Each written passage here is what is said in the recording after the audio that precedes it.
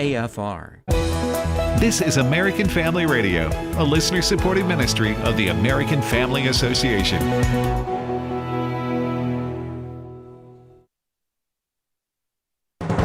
American Family News, I'm Rusty Pugh.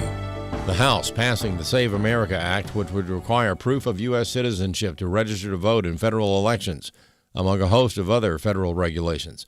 The bill now heads to the Senate, where it would need 60 votes to advance. Democratic Pennsylvania Senator John Fetterman doesn't share his fellow Democrats' feelings about voter ID. At the end of the day, showing basic ID to vote is a very reasonable idea, and I think 84% of Americans in the last polling from Pew supports that. And Wisconsin, a very, very purple state, just less than a year ago, they put that in their constitution. A new op-ed from the far-left magazine The Atlantic examines the shifting approach to youth gender mutilation surgeries in America. It points out, quote, shaky evidence for youth gender medicine has become better known, and a key finding is that there is no evidence that undergoing gender mutilation prevents suicides. Dr. Sheila Nazarene is a board-certified plastic surgeon and calls out doctors who condone the mutilation surgeries. It's absolutely tragic, and it's not just tragic for these kids, it's also tragic for their parents. Imagine being a mother and being told either accept your transgender child or you'll have a dead child. And it is a horrific place to place a parent that you just agreed to take off the healthy body parts of your child because doctors, people you trusted, told you that you would have a dead child if you did not. Vast majority of us are against this issue, but so many did not stand up. And it is a stain on my profession that so many were silent on this issue when they knew deep in their hearts and looking at the evidence that this is wrong. Women's advocate Riley Gaines says she has compassion for confused children, but this is not the answer. I think the most compassionate and loving thing you can do is to tell the truth, and that's not what these doctors or healthcare providers are doing to these kids in affirming their belief that they were born in the wrong body. And I want to focus on that, the message that these young kids oftentimes, or adults for that matter, but for the sake of this conversation, focusing on children, the message that they're being told and that they're correct to feel as if they're born wrong. What a horrible message. There's nothing affirming about that. I think we should be calling this type of practice gender denying harm, not gender affirming care. There's nothing affirming about telling young kids especially that they're born wrong. We should be telling these children or adults that they're correct or that they were born perfectly and intentionally and uniquely in God's image. And how amazing is it that we have a creator who doesn't make mistakes? A conservative columnist believes the poor response of AOC to her foreign policy question illustrates that she doesn't have the mental capacity to govern anyone. Alexandria Ocasio-Cortez was part of a left-wing delegation that descended on Munich, Germany to attend the Munich Security Conference, which is being viewed as an early audition for potential 2028 Democrat Party presidential runs. Many political pundits have already predicted that Ocasio-Cortez will be the 2028 Democrat nominee. During an interview on foreign policy, she was asked a question about Taiwan. Would and should the U.S. actually commit U.S. troops to defend Taiwan if China were to move? I think that this is such a, I think that this is this is, of course, a very long-standing policy of the United States. Robert Knight is a columnist for the Washington Times. Her ineptitude, her inarticulation is right up there with Joe Biden. The fact that this woman is being touted as maybe the next senator from New York State and a possible presidential candidate is amazing. She obviously doesn't have the mental capacity to think big and govern the rest of us. And Knight thinks she reminds us of someone else. She serves up word salads that Kamala Harris might even envy. This is when someone spouts slogans and phrases that amount to nonsense, but might sound good to intellectuals who think it's so deep we poor peons can't understand it. I'm Chad, groaning. And civil rights activist the Reverend Jesse Jackson has died. He was 84. For American Family News, I'm Rusty Pugh. Every day, AFA offers biblical insight on issues that others aren't willing to touch in the hopes that you'll become a world changer. That's why we're offering an in-depth worldview training course called Activate. 13 different professors teaching 18 sessions, all available online, including a printed workbook to help you apply what you've learned, and 1-year access to AFA streaming content to give you even more resources. Find out more about Activate and sign up today at activate.afa.net. Welcome to Today's Issues, offering a Christian response to the issues of the day. Here's your host, Tim Wildmon, President of the American Family Association.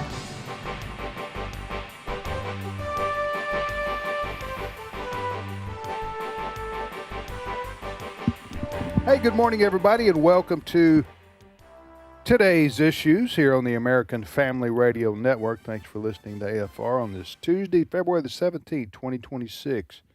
I'm Tim Wildmon. In studio with me is Wesley Wildmon. Good morning, Wesley. Good morning. Good morning, Fred Jackson. Good morning to you, Tim. And in Florida is our good friend Ray Pritchard. Good morning. Hey, Tim. Ray. How you doing today? Good. Now, our listeners can't see you, but you are rocking a it's kind of a what is it? Flowers. A flowered shirt. Got some flowers, you know. Yeah. So it's not quite Steve Paisley Jordahl, but it's in that. It's kind of trending. It's trending in that direction. Trending in that direction. It's got some floral components to it there. Appreciate everybody listening to us. Is that a magnolia on there? On his shirt? You know, it looks like it could be. Could be. What do you think, Wes? Maybe not so much. The flower looks like a magnolia flower, but the leaves are not magnolia. So no. So I don't know what it is. It's a beautiful magnolia-like flower. That's how fast he wants spring to get here. It's in the flower family. That's right. That's right. Well, spring is there in Florida. It never leaves. It's sunny and 73 this morning. Yeah. Well, we're getting there, brother. Here in Mississippi, we don't like much. We're in the 70s this week for the most part, 60s and 70s. Our friends up there in the Northeast are still getting pounded. Yes. By winter weather. But anyway, Ray, give us a good word from the Bible this morning. Well, let me just give a word of encouragement to those who preach and teach the Word of God.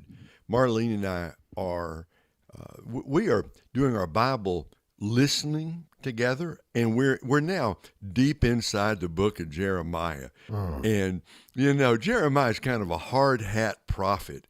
He was there in the closing days of Judah when the clouds of judgment were everywhere, and there was nothing but trouble on the horizon, and Jeremiah was God's man. And to be honest, his message from God was, "You have sinned, and judgment is going to come." And he had to say that to a rebellious nation that did not want to hear it. And buried away in Jeremiah chapter 15, at one point, the prophet just gets discouraged because, you know, if you preach and preach and preach, Fred, you know, and if they don't listen, can kind of get you discouraged. And so Jeremiah says, "Woe to me, my mother, that you have borne me." I wish I hadn't been born, in other words, "a man of strife and conflict in all the land. I have neither lent nor borrowed, yet everyone curses me." Wow. Okay. If you get in the Lord's service long enough, you'll probably have one of those days where you feel, "Woe is me, the whole world has turned against me." And this is what God says back to him: "Surely I will deliver you for a good purpose. Surely I will intercede with your enemy in your time of trouble, in your time of distress." And then he says, I'm pulling it down here. He reminds God, "Lord, I've been faithful. I'm trying to do what you want me to do." And God says, "I'm going to make you a wall to this people, a fortified wall of bronze. They will fight against you, but will not overcome you." Okay, here's the good word, all right? Sometimes people are going to love us. Sometimes they're not going to love us. Sometimes they're going to hate us, okay? If we're faithful to God in this generation, as messed up as it is, not everybody's going to love us if we declare the word of the Lord. Let me remind you of this. God has not called us to worldly success. Wonderful if you get it. God has called us to faithfulness. He has promised to bless his people if they will be faithful to tell the truth, because after all, it is the truth that sets people free. So, my brothers and my sisters, if on this Tuesday morning you're a little bit weary of the battle, remember, God has not forgotten you. He is not so unjust as to forget your labor of love on his behalf. Be faithful, be faithful, be faithful. Leave the results with God. And in the end, you'll be glad you stood up and told people the truth, because it's the only way anybody can be set free. Amen. Amen. That is so good. You know, that's such a good word this morning, and it goes with our first story that we have to talk about. You know, American Family Association, American Family Radio, has been on the front lines of warning people about the dangers of transgenderism and what it has been doing in this country, the political impact, the obviously health impact that transgenderism has had, and we've been condemned, just like Jeremiah. You're hateful, all of those things. But you know, tragically, what has happened in recent years, and our top story this morning is an incident, a story that just happened yesterday, of what transgenderism is doing to the minds of individuals. And our society went along with this. Somebody feels that they are a different gender than what they were born with. And we know the medical community completely endorsed this. But now there's a wholesale change. The lead story this morning has to do with a very tragic incident at a hockey rink in Pawtucket, Rhode Island.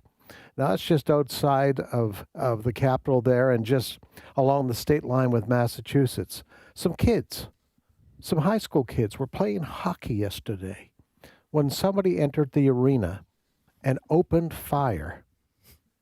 The police said it was a family dispute. But the man, the shooter, who eventually took his own life, was a transgender. And there were tensions inside that family. One of the victims in the hockey arena was watching these kids play, was his wife, killed her, and then took aim at some of his kids. So here's the police chief there in Rhode Island yesterday, Pawtucket, Rhode Island. Her name is Tina Concalves, and she describes what happened there. Cut number 9. Upon arrival, police were met with several people, obviously inside the arena, and there was 2 casualties within the arena. The suspect was confirmed as one of those casualties. Later on, we learned that another casualty from the shooting was at the hospital, that they succumbed to their injuries after being at the hospital, and there is 3 additional victims at the hospital that all are in critical condition at this time. It appears that this was a targeted event, that it may be a family dispute. Yeah, the guy's name, Robert Dorgan, and the police chief there went on to say he identified as Roberta Esposito and was born in 1969. Now, folks, remember, we were reporting last week on a horrible shooting in Tumbler Ridge, British Columbia. 8 or 9 people killed there by a transgender. And then we go back to school shootings here in the United States. Up in Nashville, it was a transgender shooter. In Minneapolis, not too long ago, again, it was a Catholic school there, transgender. So now we have come to this point, and if there's a little bit of good news, we are starting to see a realization in very high places that this is dangerous, to allow people to think that they can transition. And then we see these consequences. A plastic surgeon, Dr. Sheila Nazaria, was on Fox and Friends this morning saying how sad it was. It took liberal Europeans to lead the way to say, stop this. Stop it. Here's what she had to say on Fox this morning, cut number 10. Once the 12 and 14-year data came out of Europe showing that there was no evidence that the benefits outweigh the harm, European countries, no matter how liberal politically they were, stopped performing these procedures and giving these medications. And finally, the tide has come over here to the U.S., unfortunately, later rather than sooner, showing that, these kids have really not had a decrease in suicidality. They have not had any long-term benefit. And it's about time we stop doing these procedures. These are kids, and they deserve evidence-based medicine just like everyone else does. As part of this guy wasn't a kid, though. No, he's 40 some years. Yeah, he was a Bruce Jenner type. Yes, in the sense that he was an adult. Yes, male who thought he was a female and was trying to transition. That often involves taking drugs. Yes. Too, right? Which Yes. messes up your head. Yes. Right? And Dr. Nazario, who you just heard from, to an already messed up head. Yes, she is saying, last week her association of plastic surgeons said we're going to stop this until at least the person is 19 years old. Yeah. Because in that, which we see so many of these young people, and many times it's females, and they're being influenced by social media and so many others. So the plastic surgeons, and now we have the American Medical Association, which, remember, fully endorsed the idea of transitioning. Now they're pulling back from this. And of course, it's interesting, all of this follows a court awarding $2 million to a young lady who was encouraged to transition. Yeah. Let me ask you this, Ray, spiritually, okay? What is going on? I know you're not a psychologist or a psychiatrist, but still spiritually, you are a pastor. What is going on in somebody's head, which is a part of your soul, I guess you could say, that is a male, in this case, you could reverse it, and this he's a grown man with children. What is going on that causes them to think that they are another sex? Some people talk about mental illness, and I don't reject that as a category here, but let's face it, this is really a spiritual issue, because nothing is clearer from the Bible. First page of the Bible, male and female, he created them. He made Adam a man, he made Eve a woman. A man made in the image of God, a woman made in the image of God. For a man to reject his God-given identity at the deepest level, Tim, it's an act of utter rebellion against his Creator. It's a rejection of God. It's saying God made a mistake, and I think I am something else than what God made me. And anytime you rebel against the created order, nothing good can happen. Things never get better. They only get worse. And I agree with the people who say this is an issue really of spiritual warfare.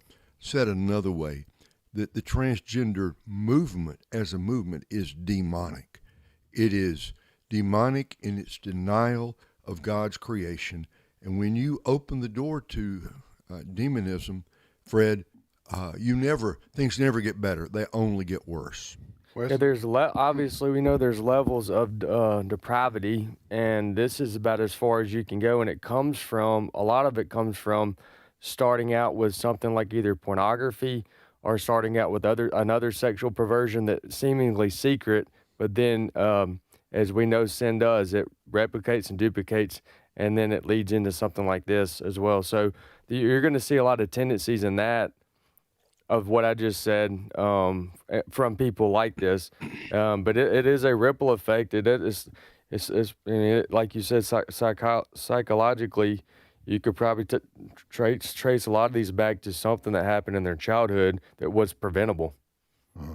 Yeah, I knew a situation of a relative of mine. This goes back to, the 80s or 90s. I don't remember when. Anyway, it was a relative, not a close relative.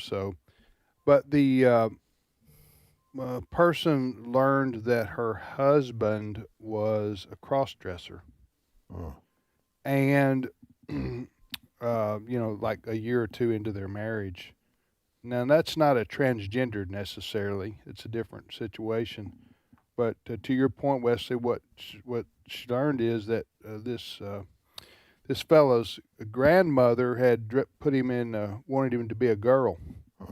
And so when he came over to her house, which was a lot, she dressed him up like a girl, like a little girl. and so it warped him, and he carried that on into his adulthood. I don't know whatever they got a divorce, so I don't know whatever became of him, quite frankly. But I'm just saying, to your point, a lot of times, Ray, what happens is people, and I'm not excusing behavior. No, not at all. People are, we're all responsible for our own behavior regardless, but at the same time, there are traumatizing, or there are situations that happen as a child that affect us long into our adulthood. Which is why we influence here at AFR and AFA the importance of family doing it the way God designed it, because you're far less likely for instances like that to come up if you're following the scriptures, you're doing what you're supposed to do, and you're being a good role model. In this situation, but this is a national news story, and this is the fourth case in the last couple of years that a mass murder situation has been committed by a transgendered person. Mm-hmm. Now, in this case yesterday, it was a family dispute of some kind, because this fella, who again identified as a woman, was evidently transitioning, and his family, okay, I'm reading into this, his family didn't like it for some reason. That is true. His wife and children, and so he took it out on them by killing them. Now, why he had to go to the hockey rink instead of, maybe he just went into a furious rage or something, instead of killing them at home or somewhere, I don't know. But how many are dead? There's 3, including the shooter. They're all family members? The wife and the 2 children? Mm. Killed that. So he went to the hockey rink and carried this up, gunned them down. Yeah. Of the 3, he killed himself. Okay. So there's 2 people dead. Okay. He killed the wife and a child, and yes. then shot himself? Yeah, and there's another child, if I understand, and this is still unfolding, another child that's in critical condition. Okay, if this were a evangelical Christian that had committed 4 mass murders in the last year and a half or 2 years, that made national news, then the news media would be saying what causes them to commit these mass murders is their warped view of Christianity. That's what they would be saying. Am I right? Yeah. Oh, yeah. Absolutely. Yeah. But we're probably going to get a gun violence thing from some of the liberal media. Not why this man did that. Yeah. You know, another good point to just re-emphasize one more time, and Fred mentioned it, is that we are making progress in this. Unfortunately, many of us would say, you know, it's late because we've known this, we've pointed this out, but we're having to get these types of instances in order for people to get people's attention, unfortunately. But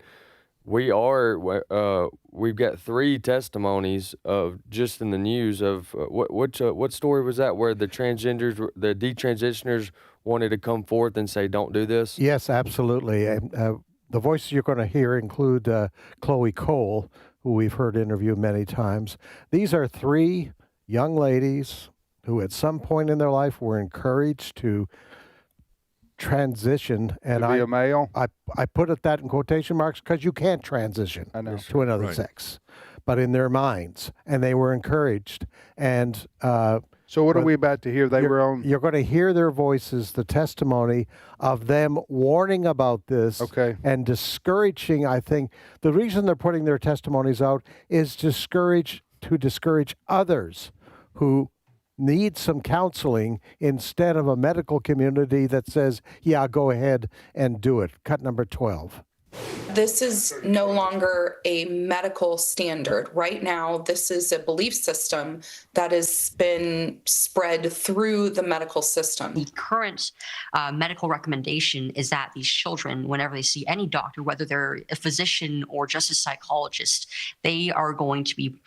they're inevitably going to be pushed down the route of permanent mutilation. I realized it was a mistake about 6 months after I had my mastectomy. I started to reflect more on the complications and why my doctors ghosted me when they arose. It was something that confused me. Like I said, it is really good that these professional associations, the plastic surgeons, now the American Medical Association, are now saying, hold it. We've got to rethink all of this. Sadly, coming very late for a lot of young people. All right, folks, if you want to watch an outstanding video that we produced here at American Family Association, that is a response to this, that's this cultural push toward anarchy, sexual anarchy, really, and it's a video that has a lot of hope. It has the gospel message in it, but it also contains stories of people who've been in this very situation. They transitioned, they were transitioning, and then they realized, how wrong they were, and they were traumatized, like some of these testimonies we just heard right there. But it's a excellent video called "In His Image." And In His Image, and it's been seen by millions of people. We made it about 7 or 8 years ago, I guess it was, but it's been seen by millions of people around the world. It's about the only thing out there that I'm aware of that has a Christian response to this movement and help people individually too. How can people watch that, Wesley? It's free. Yeah, they can go to inhisimage.movie. I'll confirm that. I believe it's inhisimage.movie. It is. And that's where they can watch it completely for free.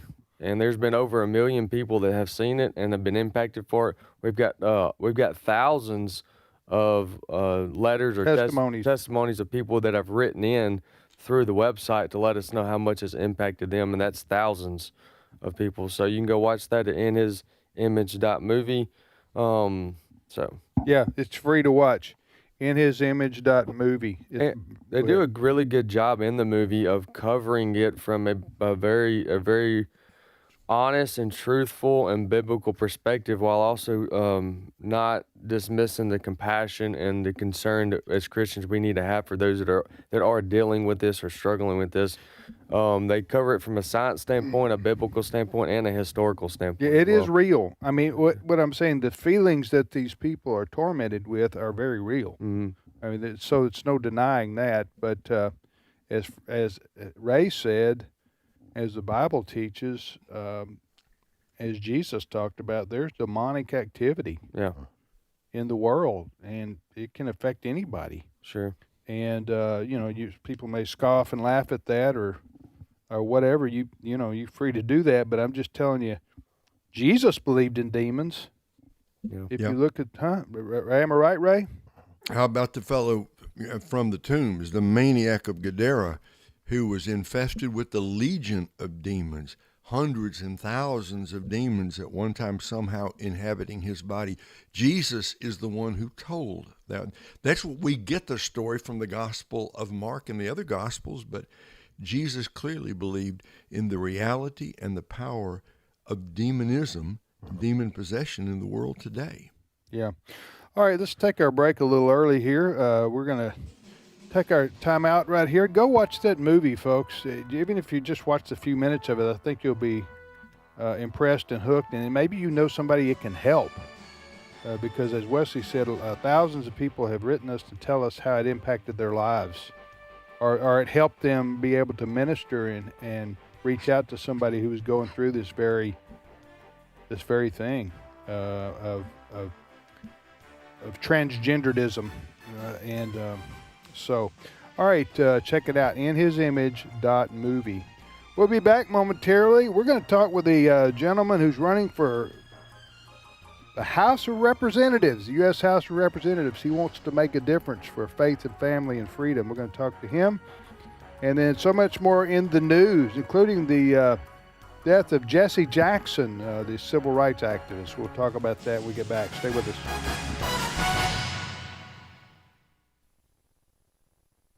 It's my turn. Here is your host for My Turn, Don Wildmon.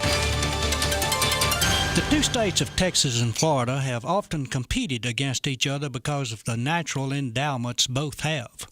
Many tales have been told about people from the two states trying to outdo each other. The tales are often very humorous.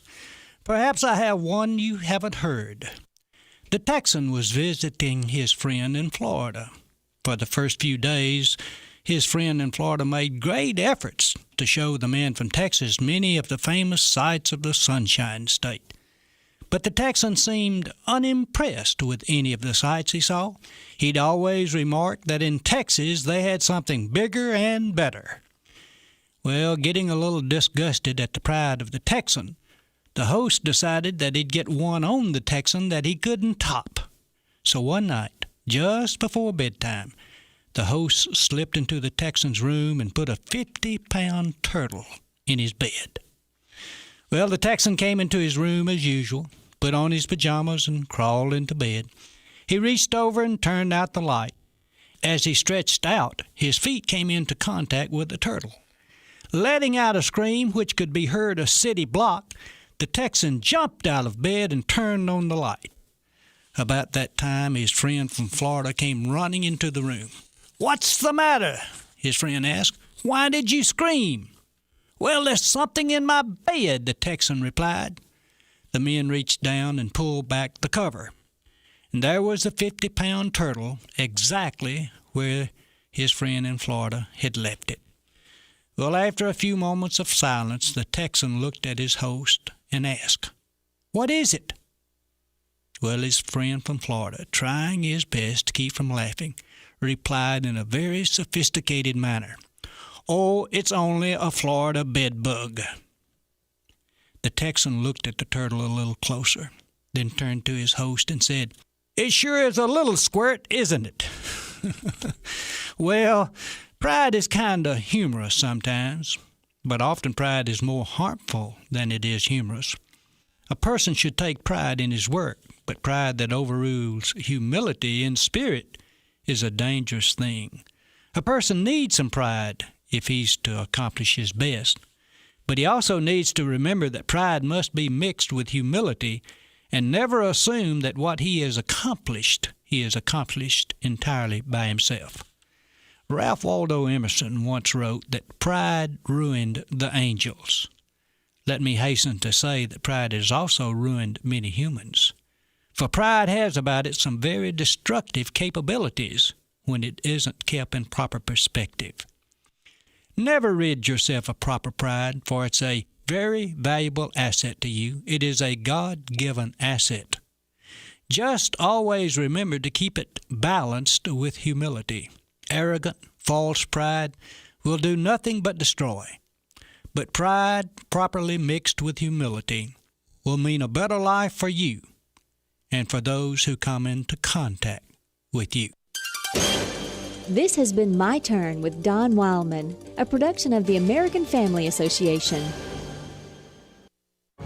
Jesus said, "Let the little children come to me, and do not hinder them, for the kingdom of heaven belongs to such as these." Matthew 19, verse 14. American Family Radio.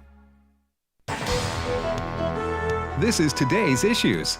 Email your comments to comments@afr.net. Past broadcasts of today's issues are available for listening and viewing in the archive at afr.net. Now, back to more of today's issues.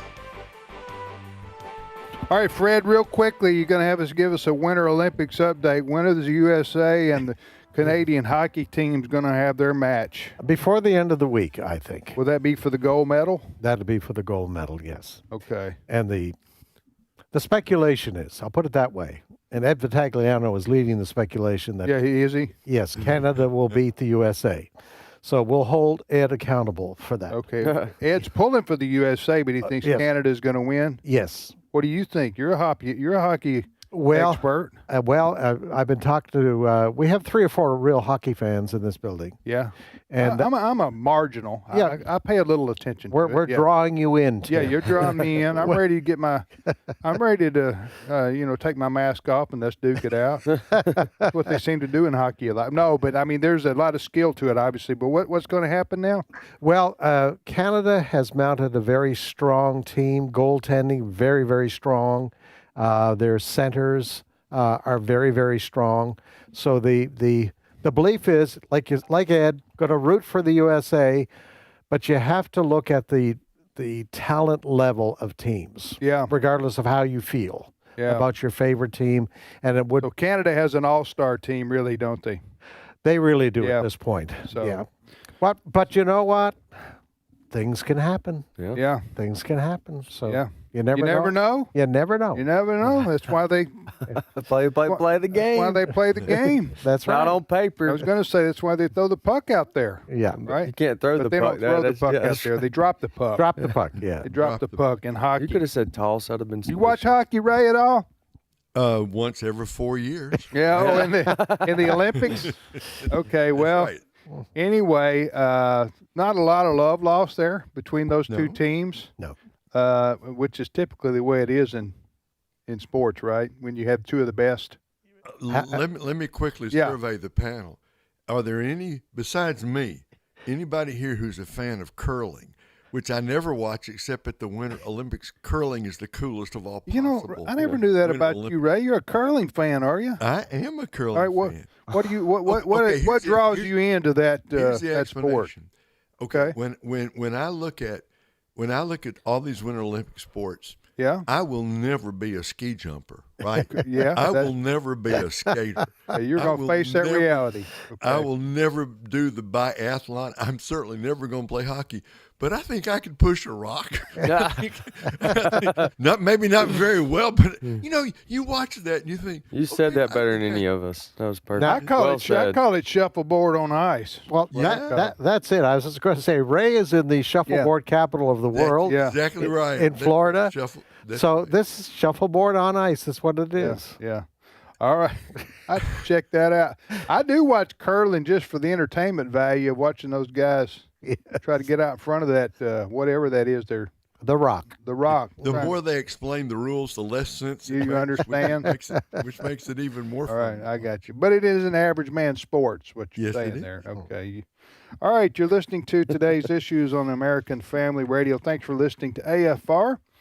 And we are joined now by a gentleman who has decided to run for Congress. Yes, I'm talking about the United States House of Representatives. Hampton Harris. Hampton and I have become, we've never met, but we've become telephone and email friends the last few weeks. Hampton is he's from Montgomery, I think. Hampton, how you doing this morning? Doing well. Thank you for having me on. Where do you live? I live just outside of Montgomery. I was raised in Montgomery, Alabama. How old are you? I'm 29 years old. Oh, so wow. I'm definitely a little bit younger than most of the people up in D.C., that's for sure. 29 years old, and you're going to run for the House of Representatives. Why would you do that to yourself? Well, we have to get up there and make sure that we're representing Jesus and the people, the voices of our district are heard. And we don't see that a lot in D.C. anymore, but we have to make sure that happens. And it's really important. And so I wanted to get involved. I saw that there wasn't going to be anyone else in the ticket that was going to do so. So I wanted to make sure that our voices were heard. Hampton, this is Wesley here. I'm 36 years old, and my question is, who inspired you to do this? Or a couple people? Well, I think I've been interested my entire life, but I think it's just seeing where our nation is, seeing a lot of the way it's been turning. I mean, we see our nation, one of our nation's biggest cities, having its mayor sworn in on the Quran. We see someone who wants to spread communication and love to one another being assassinated for those viewpoints. We're seeing widespread across the world. You see Europe. It won't be long till a lot of Europe is under Sharia law. We see Canada with mass euthanasia and assisted suicide. Just seeing the way that the world turns when you allow secular leaders to run the nation. And so with the way America is set up, where we have Congress and we have the House, the Senate, and President as our mouthpieces, as our speakers, but with the people being the leader of the nation, it comes with a very large responsibility. I mean, we are the leaders. We, the people, are the leaders. And with that means that we must lead the country in a way that we uphold morality and uphold Jesus, the way that he would have us run this nation. And so it's a lot of our duty to make sure that we uphold Jesus by sending people to D.C. that are going to uphold him. And because if we don't do it, if the church doesn't do that, no one else is going to do it for us. And a lot of people like to separate church and state by saying we don't need to get politics involved in our church. But if you do that, you're not keeping religion out of politics. You're keeping Christianity out of politics. Now, And let me ask you this, Hampton. You're excuse me for interrupting you. We're talking to Hampton Harris. He's running for Congress. He's 29 years old. Yeah. Lives in Montgomery or just out of Montgomery. Your district, the district that you're running in, the congressional district, is runs from Montgomery to Mobile. Is that right? it does, all in Mobile, and it goes all the way to the Georgia border as well. So we got Eufaula over in Barber County. We got Phoenix City and Russell County. Macon County, so it's a long diagonal across the state there. You're going to know every road and every back road by the time you get through. That's right. A lot of shoe leather, a lot of rubber on the roads from this district. Yeah. Well, 13 counties to cover. And how do people, if they want to learn more about you and what you believe in your campaign, how do they? What do they need to do? For sure, my website is HamptonHarris4Alabama.com. It has a lot of information on there about me. You can reach out to me. You can sign up to volunteer. You can donate. We're going to need a lot of people hands on deck on this to make sure that we are able to have our voices heard in D.C. HamptonHarris4Alabama.com. That's right. Yeah.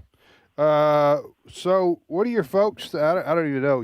What do your folks think about you running for Congress? They're very supportive. They love it, and they're there for everything I've done. I know it makes a lot of people nervous in my family just because of what comes along with politics, but they understand that we have to do this and make sure that we're upholding our values because, like I said, people have to stand up against evil or evil will end up taking over. We like to highlight, especially young people who are getting involved in politics and government because the laws that are passed either at a local level, a state level, or a national level impact us all.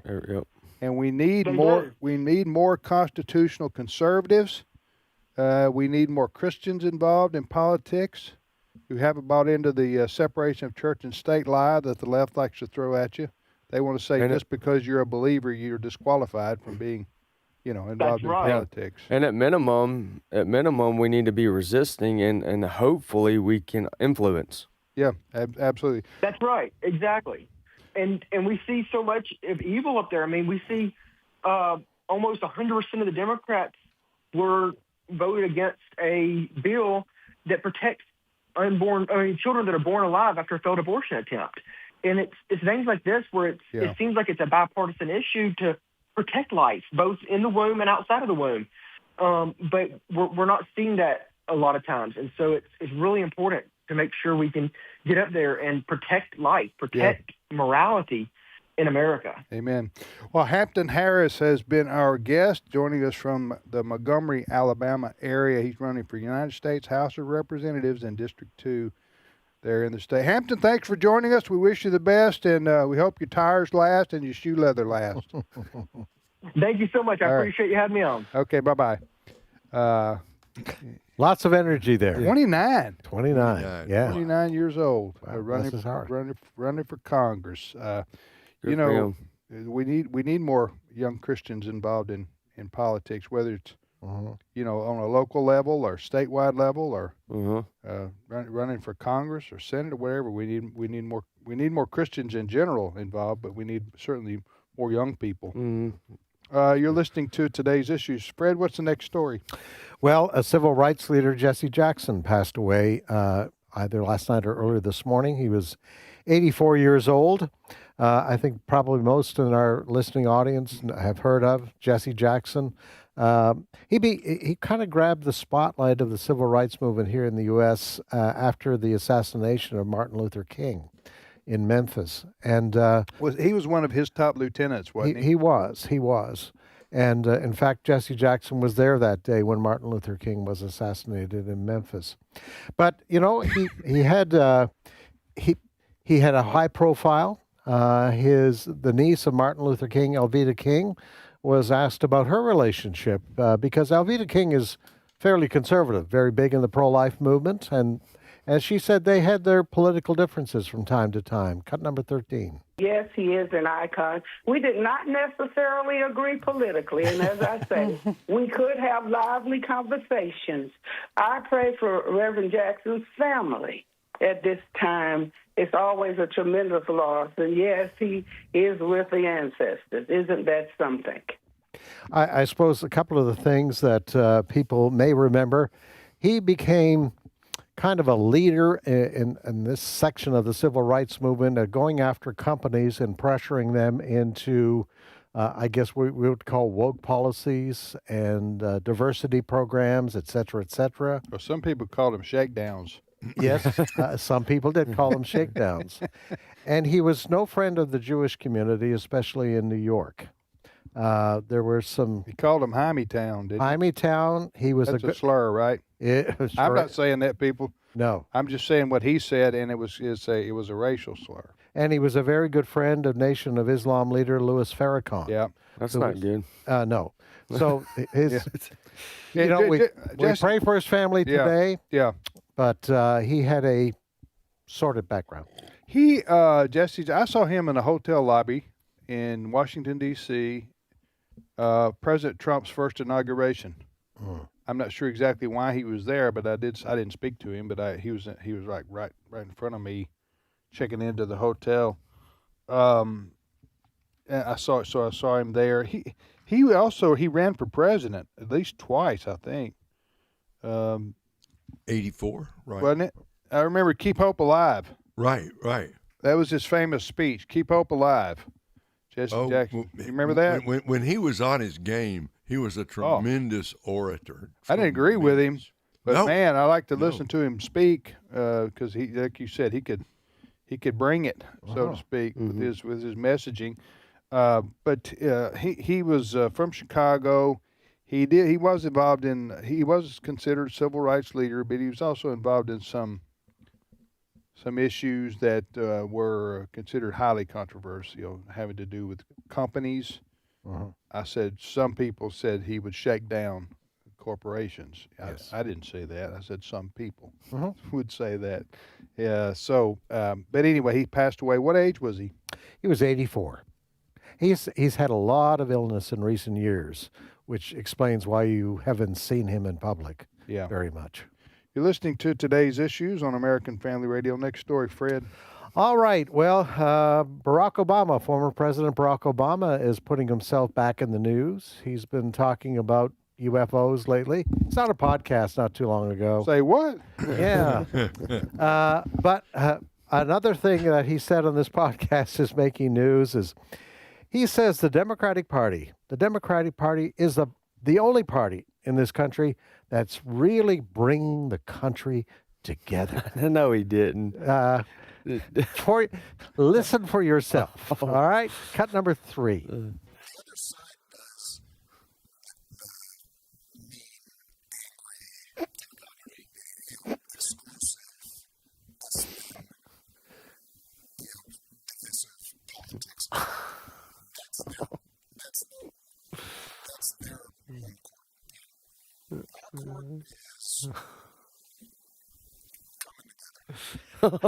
However, let's take a little ride down memory lane with some Democrats, and we'll leave it up to you to say if they're bringing the country together. Cut number 4.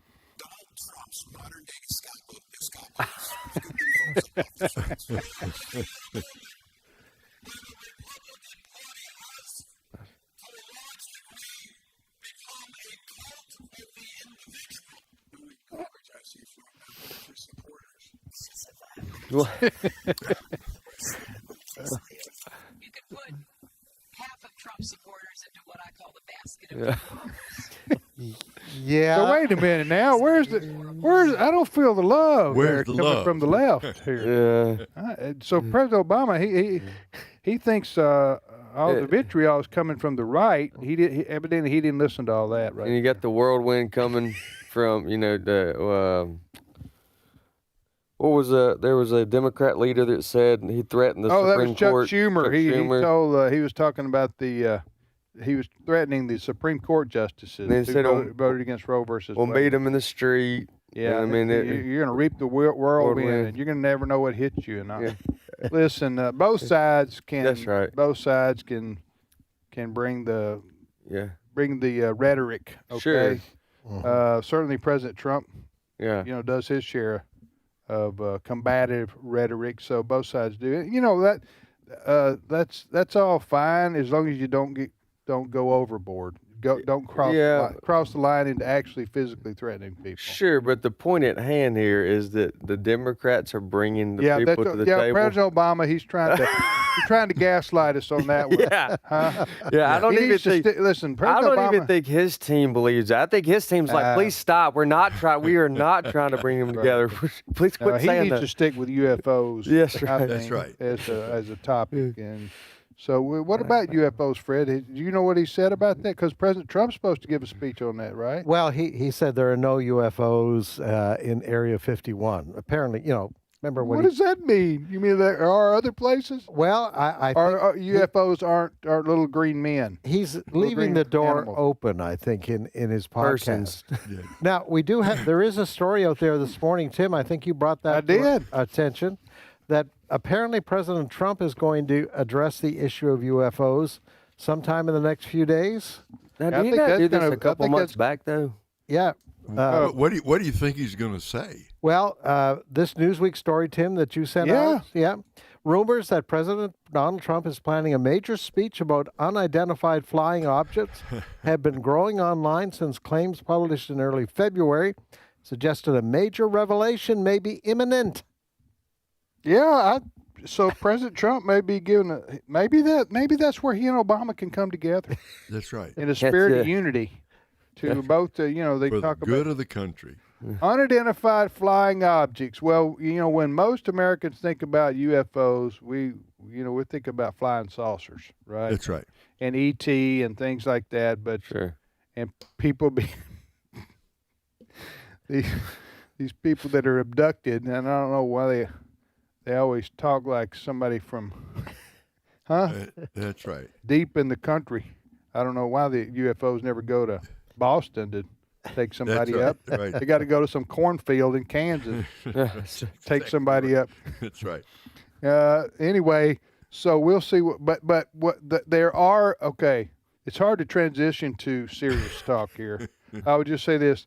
There are cases of unidentified flying objects, UFOs, that are unexplainable, okay? Sure. I think that on a serious note, even though we all start cracking a smile here, UFOs aren't just Martians or, in a spaceship. There are UFOs that are unidentified flying objects. Now, if Brother Ed were sitting here with us, he would say he believes a lot of these UFO sightings and a lot of these UFO maybe reports are that Trump and Obama were talking about are actually military exercises. I'm trying to find the story, but we covered one of these about 5 or 6 months ago. An abduction?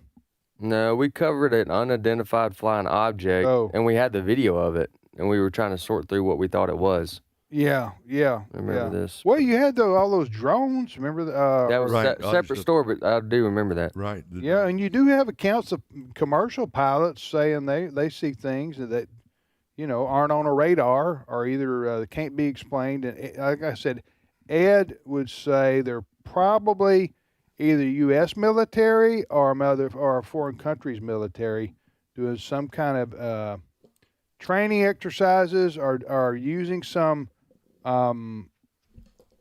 weapon, if you want to, or surveillance that they don't talk about in public. All right, that maybe only the CIA would know about. Go ahead. Remember the story? It was an object that bounced off a meteor that was a rock that was flying through the sky and it bounced off of it and didn't explode. It bounced off a meteor? Yeah, Our young. It wasn't Chris. It was Steve. Steve will remember this because Steve brought the story in. So when he's back in, it sounds like when Steve's back in, he'll help me out. Yeah. I'm not. By then it'll be Steve. gone. I'm just saying it So, should we stop talking about this topic and move on? I can hardly wait for the speech. Okay. Yeah. Whenever it's coming. We will Hey. cover that story. Is there a date and a time set? What do you think about UFOs, Ray? Throw it in your court there. Yeah, right. Okay, so military. Yeah. Yeah. So Top secret, like demonic? top secret stuff that they won't talk about. Right. Yeah. Totally believe that's a huge part of the explanation. Could it be demonic beings? You mean like? Hey, read the book of Revelation. Hey. Read the book of Do you think- Revelation.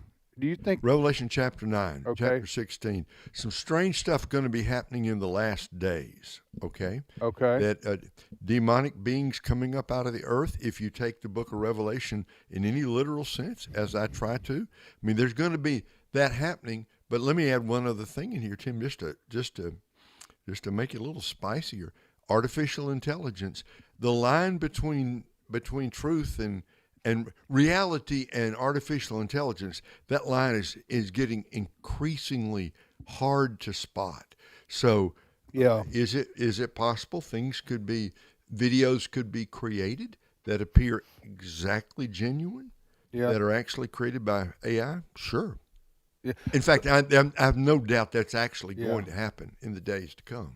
So let me ask you this, Fred. I did send that story around. I found that on Newsweek. That's the reason I said Newsweek is a legitimate website, and they're saying that President Trump will be addressing the issue of UFOs soon. Isn't that what they say? They quote Mark Christopher Lee, a British writer, filmmaker, and ufologist, said in a Monday email, Washington Insider I've known personally and conducted business with has repeatedly affirmed that President Trump has prepared an historic speech acknowledging extraterrestrial visitation and the existence of recovered non-human materials and craft, end quote. Okay. All I got to say to that is E.T. phone home. That's right. That's quickly. All right. Well, we'll see what happens there. All right. You're listening to today's issues on American Family Radio. We got about 2 minutes. You got another story you want to mention? Yeah. You know, President Trump, one of the first things he did in his second term of office, he decided to change the name of the Gulf of Mexico to the Gulf of America. He did? He may be considering another name change. All right. What is that? Instead of the Potomac River, it would be the Potomac. Oh, Fred. That's Fred. We didn't need that. Potomac. Yeah, it's a bad. All right, it's disgusting. Okay, Fred, that's good. What we're about to talk about is actually disgusting. But go ahead, Fred. This is a true story. True story. And if you live in Maryland and you're in the district, live in the district, this is true. They had a pipe that broke back a number of days ago, a sewer pipe, big sewer pipe. And it has been dumping, at last count, according to The Hill, over 200 million gallons of raw sewer into the Potomac. Now, President was on his way back from Florida last night to D.C., and he was asked about this. Don't have the audio with me, but he basically started to blame the governor of Maryland. They said they did something wrong, which caused this huge pipe to break. But now what President Trump is saying this morning is that he may have to get FEMA involved in the cleanup, which they say will take up to 10 months to clean up the mess. Well, that Potomac River runs from up Maryland, right by Washington D.C., down into the Chesapeake Bay. That's awful. Yep, it's big, and you have a lot of people who participate in recreation there. On the water. When we go, right? This story stinks. Oh man, Fred, you put that on the tee for there you go for Ray, and he just hit it over the fence. How can I resist? Story stinks. All right, we're going to take a short time out for a break here. It's probably a good thing. See if we can come back with some better news after the news.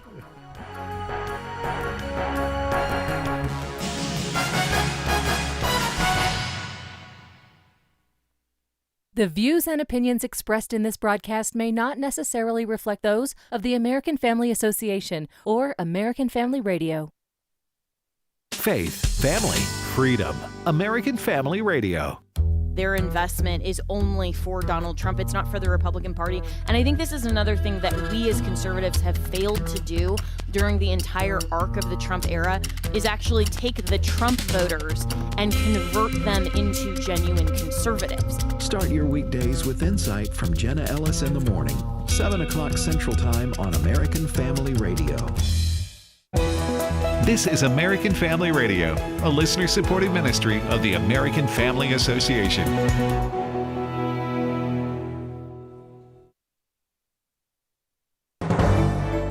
American Family News, I'm Rusty Pugh.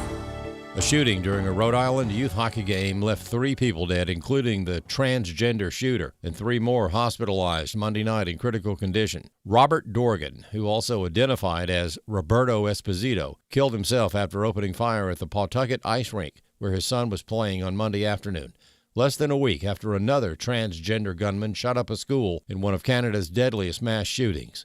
This comes as more medical associations are admitting to the harm done to children by gender mutilation procedures or drugs. Plastic surgeon Dr. Sheila Nazarene says doctors have been lying to confuse children instead of giving them the truth based on facts and evidence. It shouldn't matter what emotions are. Everything should be based on evidence-based medicine. And once the 12 and 14-year data came out of Europe showing that there was no evidence that the benefits outweigh the harm, European countries, no matter how liberal politically they were, stopped performing these procedures and giving these medications. And finally, the tide has come over here to the U.S., unfortunately, later rather than sooner, showing that, these kids have really not had a decrease in suicidality. They have not had any long-term benefit. And it's about time we stop doing these procedures. These are kids, and they deserve evidence-based medicine just like everyone else does. Women's advocate Riley Gaines had this to say. They're being told they're correct to feel as if they're born wrong. We should be telling these children or adults that they were born perfectly and intentionally and uniquely in God's image, and how amazing is it that we have a creator who doesn't make mistakes. Republican and Democratic leaders pointing fingers over a sewage leak in the Potomac River.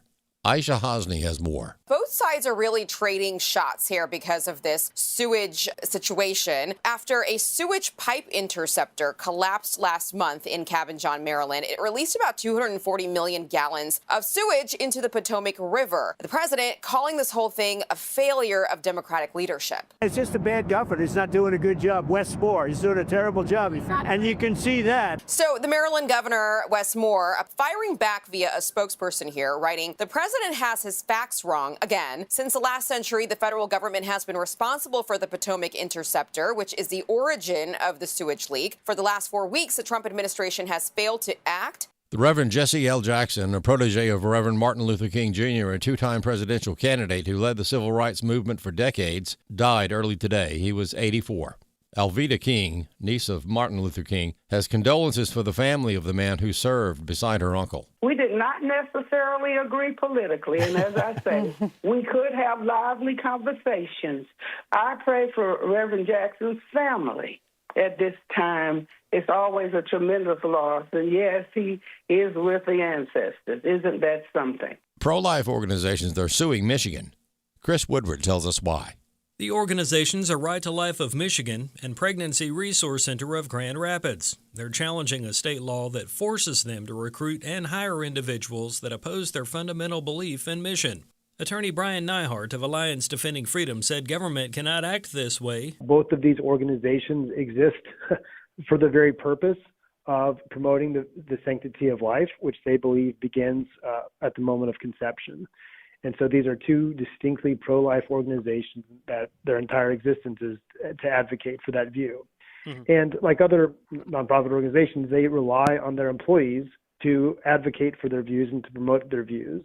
And so they expect their employees to be 100% on board with their beliefs about the value of life. In addition to the lawsuit, ADF has filed a preliminary injunction. If approved, it would prevent Michigan from enforcing its law against ADF's clients as the case proceeds. Regardless of their particular views on abortion, it's important that the First Amendment stand in the gap to prevent governments from compelling organizations to undermine their mission. It'd be like a government telling the NAACP that they have to hire people who support discrimination. I'm Chris Woodward.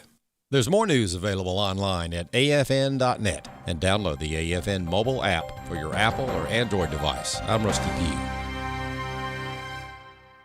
Over the last 10 years, young people have been deconstructing their faith, or more accurately, de-Christianizing. The First Great Awakening was a supernatural move of God that happened in the American colonies just before the American Revolution. How we need another Great Awakening today. Please help spread the sparks of revival by supporting AFA with a gift, and we'll send you a free copy of the DVD, Desperate for More, The First Great Awakening. Go to afa.net/revival today. Today's Issues continues on AFR with your host, Tim Wildmon, President of the American Family Association.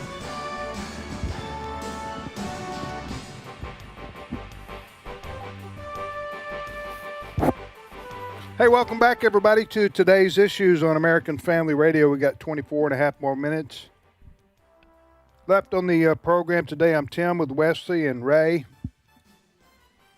Ray's in Florida. We're in Mississippi, and Chris Woodward is 3 feet from me. Good morning. News with the news team. Good morning, Chris. How you doing? I'm thankful that you had me once again. Well, we're glad to have you, Chris. You're not wearing paisley. No. You're not a paisley guy, are you? I don't know. You're not a fashion conscious kind of a person. Flat color, simple. Simple man. I'm a couple of AFA fishing shirts away from having my entire wardrobe planned for 2 weeks. All right, so you're not big into, you don't think about how people are going to look at you and how you're dressed when you get up in the morning, right? You just put on something. I would rather people know me and appreciate the work that I do for your intellect, what I wear. I understand. What are you laughing, Wes? Y'all's conversation. I just stepped back over here and let right. y'all. No, I was trying to understand Chris as a person. To remind y'all we're on radio too, but go. I was trying to dig deep there. Now, hey, listen, if you tell me tomorrow that my job depends on wearing something that makes me look like I'm a stand-in on the Partridge Family, you're in. Come on, get happy. I would get happy. In other words, something like what I got on. Something like what Ray's got on. I'm auditioning for the Partridge Ray's got a Family. floral shirt on there. Yeah. He's advertising for Florida there. The floral shirt on. All right, you're listening to Today's Issues. We got a few folks called us during the news break and said that our clips that we played last hour, some of them were very low. So we're trying to work on that low volume. I'm talking about that could hardly be understood. So we are working on that. Hopefully we get that fixed. All right, Chris, what's your first story there? We began with a big announcement from Walmart that American Family Association had a hand in. Yeah. In 2024, Walmart announced that they were rolling back their DEI policies, and that was a major step to restoring shareholder trust. This latest announcement, which AFA had a hand in, involves Walmart saying we're not going to be in the business of selling and handling mifepristone, otherwise known as the abortion pill.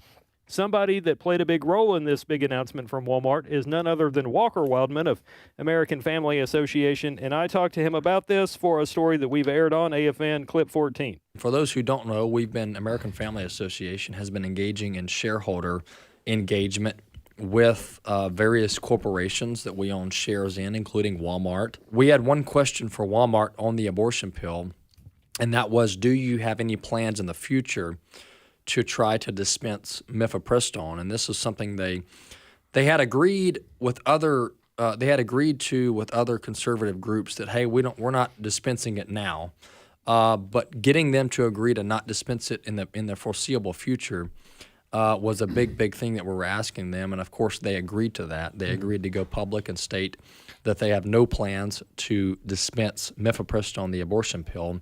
That was a huge victory.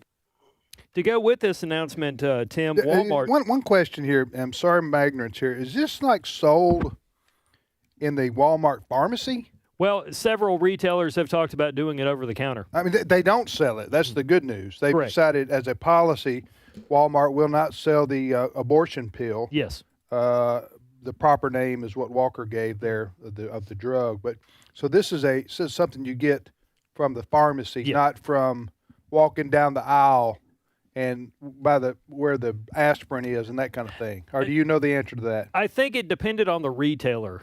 Some were talking about doing it as an over-the-counter thing because abortion supporters say it's as harmless as Tylenol, which we know is not true.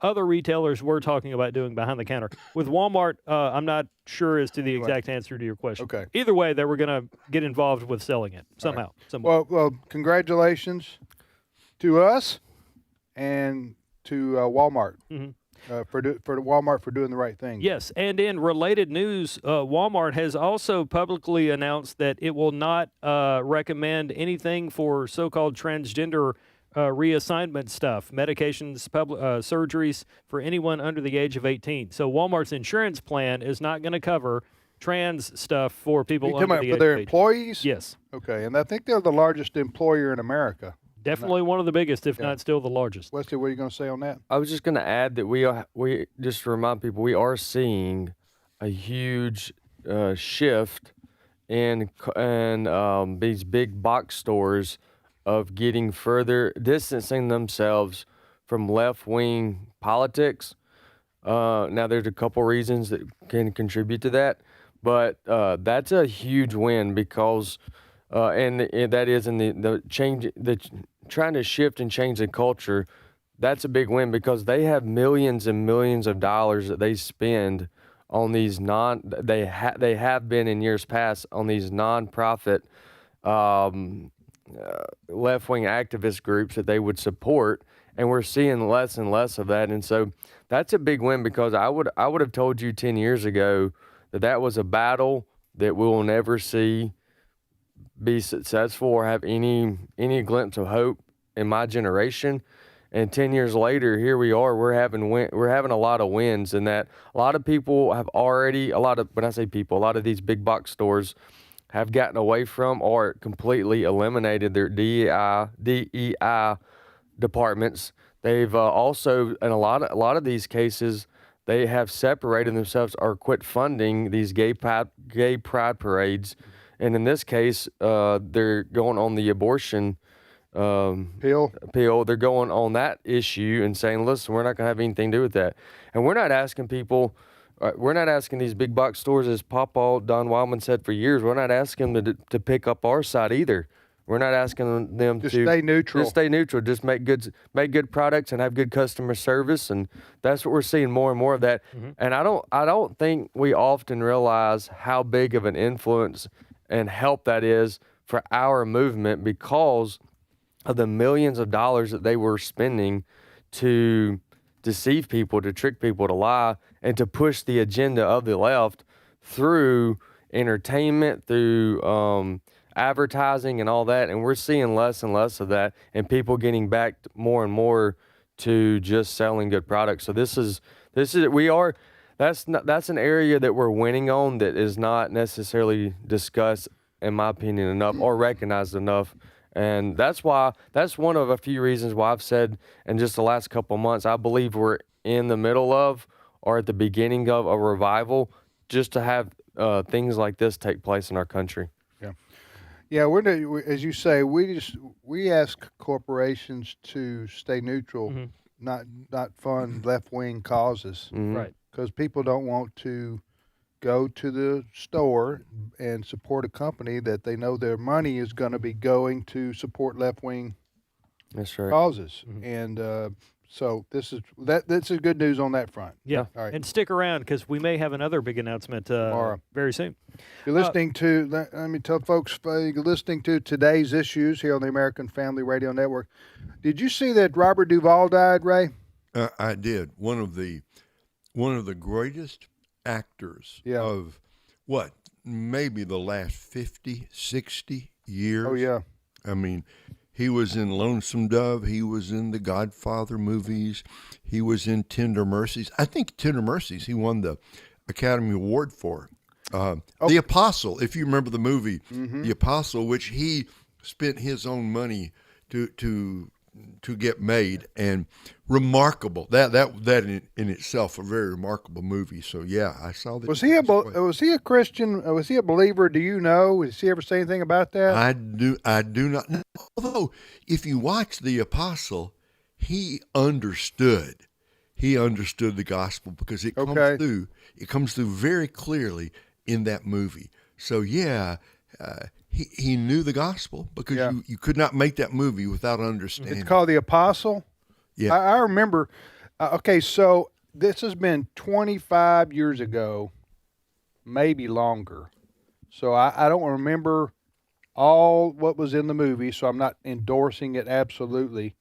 But I do remember the Tender Mercies movie with, what was that famous actress? Wasn't it the one who, what was the famous actress? Type in Tender Mercies. Was it Tess Harper? Yeah. Ellen Barkin? Tess Harper. I think she played the main character.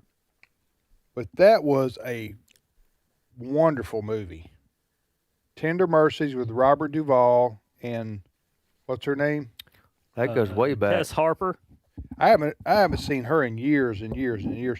What year did that movie come out? 1983. Okay, then we're talking. It's been a minute. Yeah, we're talking 41 years. I said 25. Yeah. 25, add 15. So 1983. Is it a drama, action, adventure? What are It we was looking a at here? story, and he played one of the main characters. He played the main male character in there, Tender Mercies. And you know what? I've forgotten all the storyline. It's been that long ago since I just remember. I just thought, man, this is an awesome movie with a great message. And it was a message, but it did have some Christian themes in it. Which most of them did back then, or a lot more than they do now. Yeah, but I want to say this was pretty explicit. Okay. What does the description of the movie say? It says right here that Robert Duvall as Max Sledge, a washed-up alcoholic country singer who seeks redemption and a new life after collapsing at a remote Texas motel. So he forms a quiet, transformative relationship with the motel's young widow owner. Okay, that's what it was. Yeah, he played the part of a alcohol. Do you remember that movie, Ray? Tender Mercies? Yeah. Yeah. Well-deserved Oscar. Well-deserved for that. Yeah, Robert Duvall. The themes in the movie were redemption, faith, family, and quiet resilience of just ordinary people. Yeah. So he was 90. How old was he when he died? 95. 95. Wow. His acting was so distinctive. Mm-hmm. You know, the way he was just a great actor, Robert Duvall. Anything he was in, you would say, well, that's a great acting job. I appreciated his portrayal of a NASCAR pit crew chief in Days of Thunder. And then he was in Secondhand Lions with Michael Caine probably 20 years ago. Yeah. I actually watched that the night before he passed away, just on a whim. He was in the Lonesome Dove TV series, too, Robert Duvall. Anyway, he's passed away yesterday at the age of 95. You are listening to today's issues on AFR. What's your next story, Chris? All right. Alliance Defending Freedom is representing two pro-life organizations that are suing Michigan. Right to Life of Michigan and Pregnancy Resource Center of Grand Rapids are challenging a Michigan state law that forces them to recruit and hire individuals who oppose their fundamental beliefs and mission. So basically, the state of Michigan is telling these pro-life groups, you have to hire even an abortion supporter because it would be wrong if you were to discriminate. Well, that's crazy. It sure is. And somebody I talked to about this is their attorney, Brian Neihart at Alliance Defending Freedom, who had this to say about the case. Clip 15. The government has no authority to tell ideological groups to hire people that would undermine their very mission. It'd be like a government telling the NAACP that they have to hire people who support discrimination. Those types of government intrusions don't make sense. And so, regardless of your views of their particular views on abortion, it's important that the First Amendment stand in the gap to prevent governments from compelling organizations to undermine their mission. Yeah, that makes a lot of sense. They're going to win that case. Yeah. They're going to win that. Can't be even having to fight over that legally. Mm-hmm. So this is only against the pro-life groups? Yeah, I mean, you never hear, Are they telling the pro-choice groups that they have to hire pro-lifers? Not to my knowledge. Okay. Not to my knowledge. And, quite honestly, I don't expect the American Humanist Association to hire me, a Baptist, to be their, chaplain or something. Like you Yeah. shouldn't have to hire somebody that doesn't believe and support Right. what your core mission is. I'm with you, brother. That makes a lot of sense. Yeah, you're making too much sense there, Chris. What's your next story, Chris? All right. A lot of, this is a midterm election year, and in addition to like members of Congress and senators, a lot of Americans in their states are going to be voting on ballot initiatives for all kinds of things this November. But it turns out that in the state of Oregon, voters there will not be deciding on something called the Equal Rights for All initiative, and that is because Equal Rights Oregon, the organization behind the Equal Rights for All initiative, they have pulled their petition to get this on the ballot. The initiative sought to add abortion, same-sex marriage, and transgender stuff to the Oregon Constitution as rights, but they've failed to gather enough signatures in blue state Oregon to actually put this on the ballot. They only got 8% of the required signatures and said, you know what, this is not going to pass. What was they were trying to get a signature, get a referendum on? What again? It's called the Equal Rights for All initiative, and they wanted to make abortion, same-sex marriage, and cross-sex treatments constitutional rights in the state of Oregon. But even in Oregon, they couldn't get the signatures they needed to get this on the ballot. Yay. Yeah. Thank you, Jesus. Yes. That's good. Yeah. I think we have listeners. Don't we have a station in Oregon? Oh, we have somewhere. We have Yeah, listeners Baker in City. Oregon. Yeah, absolutely. We're having an impact. Our listeners in Oregon are from the same part of Oregon. Same. We don't have S-A-M-E. S-A-N-E. I'm just kidding. I know what you meant. Is that the part that wants to S-A-N-E. become Idaho? Well, yeah. It's the ones that said they wish they were part of Idaho. Yeah. Well, we don't have a station in Portlandia. Portlandia. Isn't that what that TV show's called? Yeah, there. Right, yeah, right. there's a show called Portland. Wacky Portland, Wacky. You got Left. Baker City, Oregon. That's where Yeah, our that's right. station there. is located. Been to Baker City. Yeah, great place. All right, go ahead, Chris. I have something else from the file. All right, Chris. In recent days, the New York Times editorial board walked back some of its previous stances on marijuana legalization. In fact, the editorial board said that it's, quote, time for America to admit that it has a marijuana problem. The New York Times editorial board says that states and other New people... York Times? Yes. Taking a conservative viewpoint? Yes, they have said that America, states, individuals made a mistake when they pushed for and accepted marijuana as something that's legal. We should tax it, allow it. How prevalent is this? How prevalent do you know? Ray, chime in here if you want to. There's been a push the last 10 to 20 years in a lot of places, especially your blue states, to legalize drugs. Yeah, Colorado in general, not even just Right. something what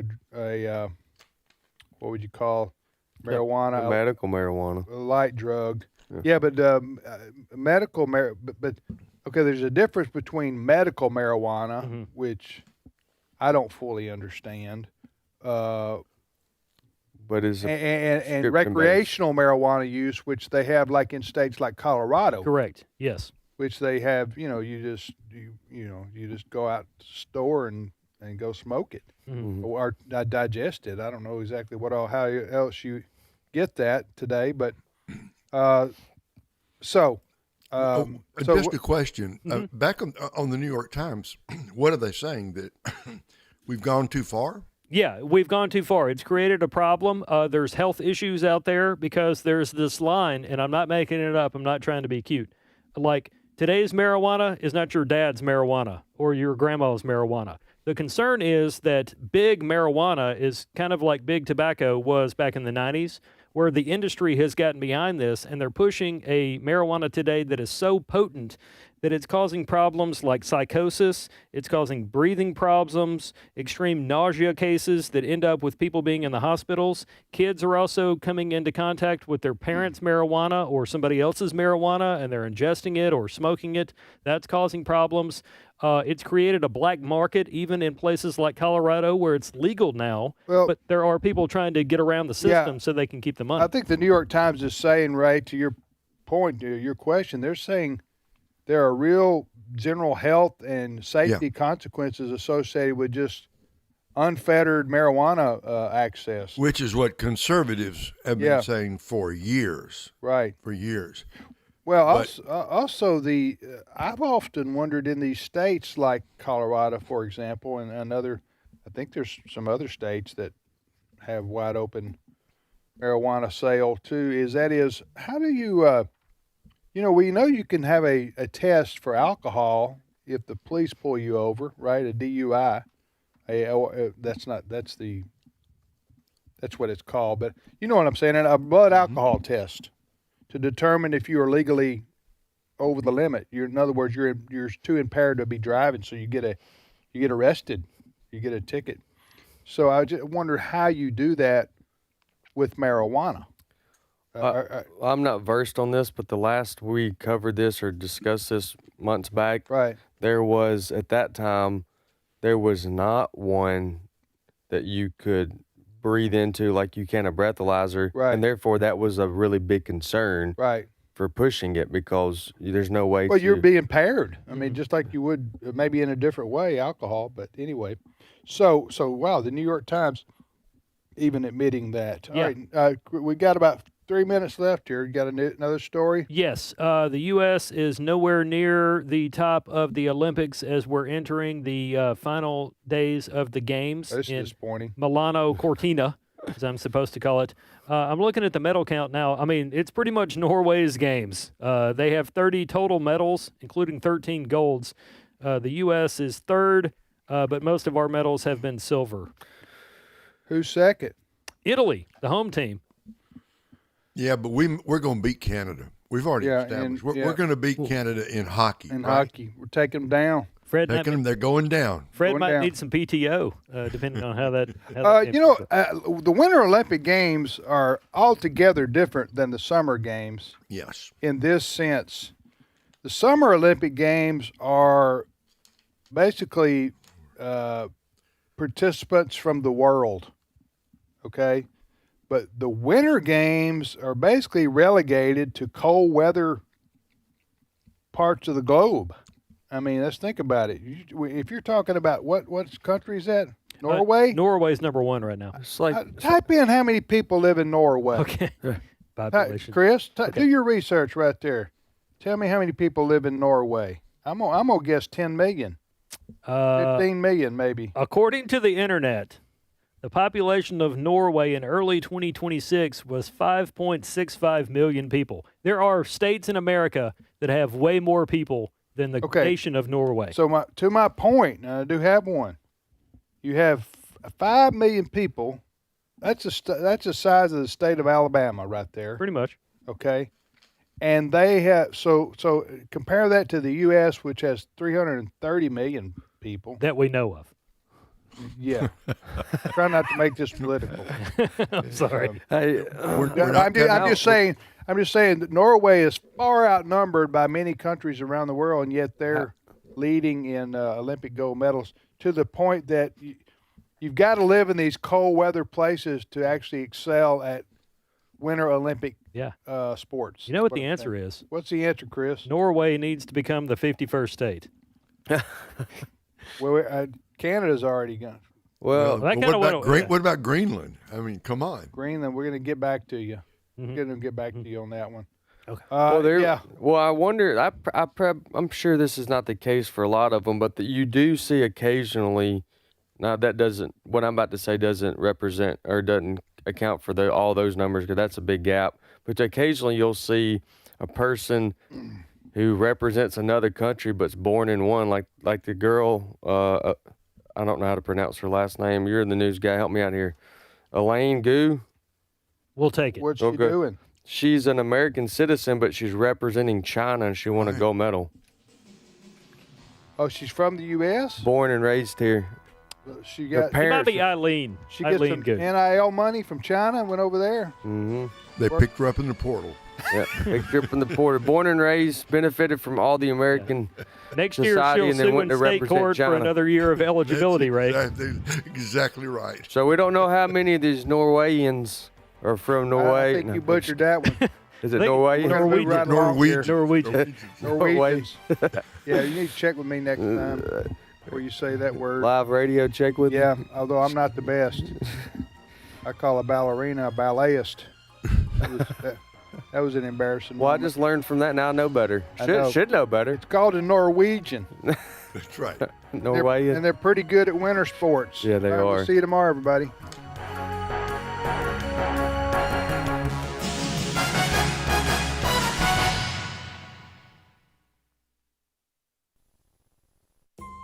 The 250th anniversary of the United States of America. Wow. Can you believe it? For many of us, we remember celebrating the bicentennial in 1776. So